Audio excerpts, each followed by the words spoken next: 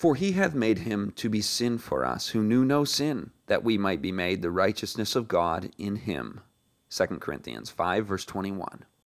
God permitted his beloved Son, full of grace and truth, to come from a world of indescribable glory to a world marred and blighted with sin, darkened with the shadow of death and the curse. He permitted him to leave the bosom of his love, the adoration of the angels, to suffer shame, insult, humiliation, hatred, and death. Behold him in the wilderness, in Gethsemane, upon the cross. The spotless Son of God took upon himself the burden of sin.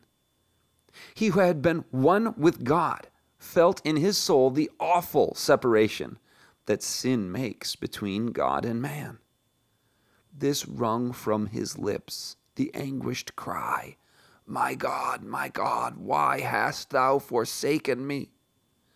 It was the burden of sin, the sense of its terrible enormity, of its separation of the soul from God. It was this that broke the heart of the Son of God.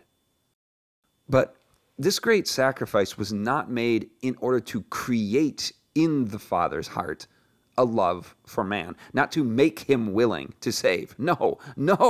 God so loved the world that he gave his only begotten Son.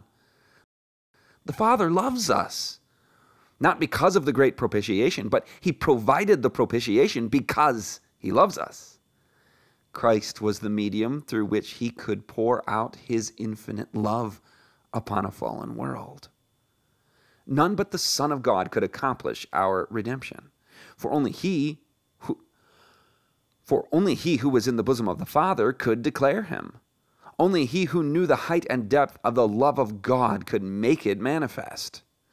Nothing less than the infinite sacrifice made by Christ in behalf of fallen man could express the Father's love to lost humanity.